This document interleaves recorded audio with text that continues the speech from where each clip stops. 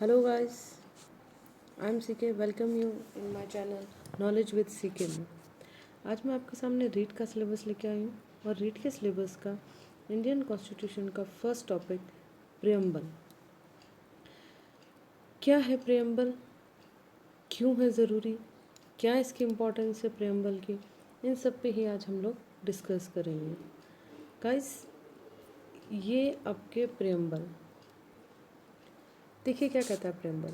Preamble कहता है कि हम भारत के लोग भारत को एक संपूर्ण प्रभुत्व संपन्न समाजवादी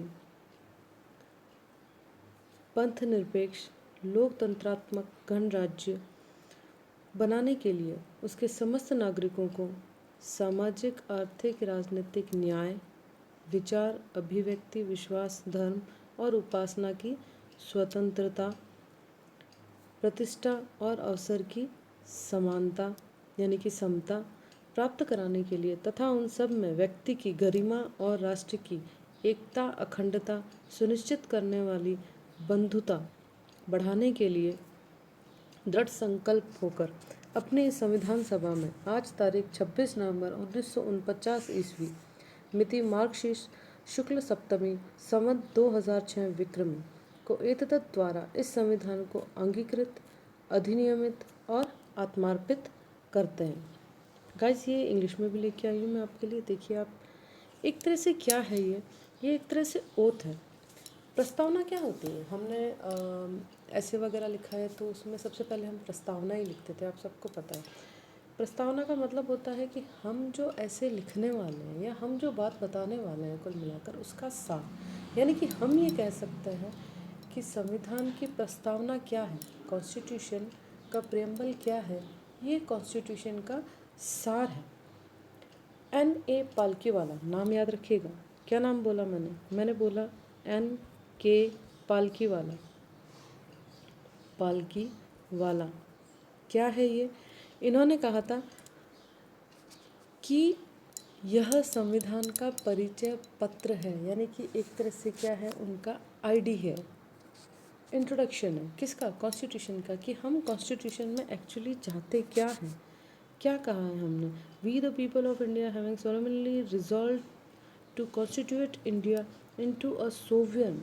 अब देखिएगा, इसके हर एक वर्ड पे गौर कीजिएगा, एक एक वर्ड अपने आप में बहुत इम्पॉर्टेंट है। क्या मतलब है इसका? इसका मतलब है कि यह देश अब किसी का गुलाम नहीं है और ना ही किसी पर निर्भर करता है, यानी कि ये हर तरह से स्वतंत्र है अपने इंटरनल और एक्सटर्नल अफेयर्स में किसी भी तरह का डिसीज़न लेने के लिए। फिर आपका नेक्स्ट वर्ड है सोशलिस्ट, यानी कि समाजवादी। मतलब क्या है इसका?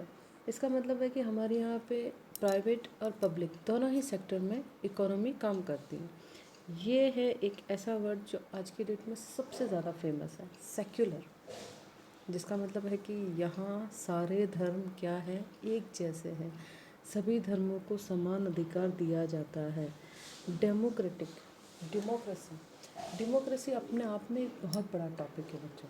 तो इसको मैं सिर्फ एक लाइन में समझाना है तो यही कह पाऊँगी कि it's a power of public, यानी कि इस देश में क्या है, पावर किसके हाथ में है? पब्लिक में हाथ में है।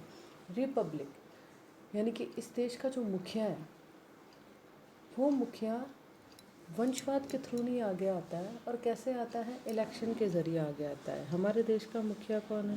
प्रेसिडेंट। और हमें सबको पता है कि प्रेसिडेंट का क्या होता है? इलेक्शन होता है। उसके बाद आइए इस लाइन को देखिए। देखिए हर लाइन इम्पॉर्टेंट है। क्वेश्चन क्या पूछा जाएगा? क्वेश्चन ये पूछा जाएगा कि अकॉर्डिंग टू प्रियम्बल इनमें से क्या है जिसमें जस्टिस नहीं है? सोशल, इकोनॉमिक, पॉलिटिक या डिग्निटी या स्टेटस, समथिंग एल्स। तो हमें क्या करना है? जो भी हमारा सही आंसर उसके हिसाब से होगा उसको टिक करना है।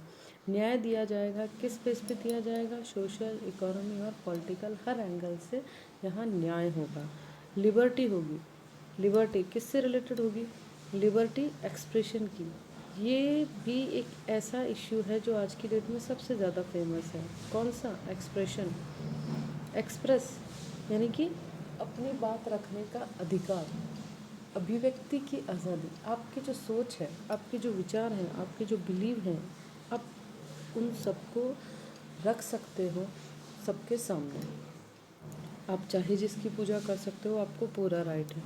इक्वलिटी, स्टेटस और अपॉर्चुनिटी, यानी कि हमें हर तरह के अवसर की समानता बराबर मिलेगी।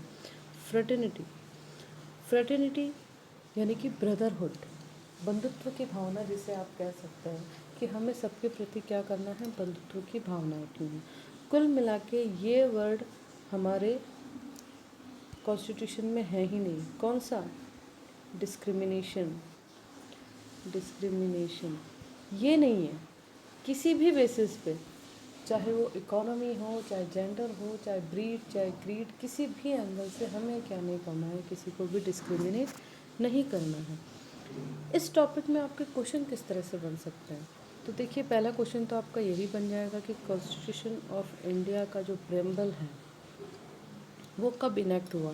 तो कब हुआ ये इनेक्ट आपका?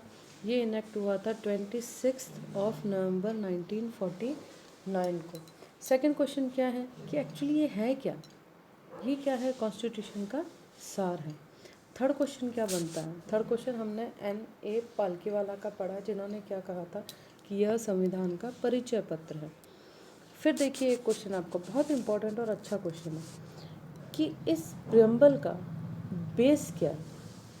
तो इस प्रियम्बल का बेस क्या है, किस आधार पे बना है? चाचा नेहरू जो थे, उन्होंने एक उद्देश्य प्रस्ताव रखा था, उसी के बेस पे हमारा क्या बना है, प्रियम्बल बना है।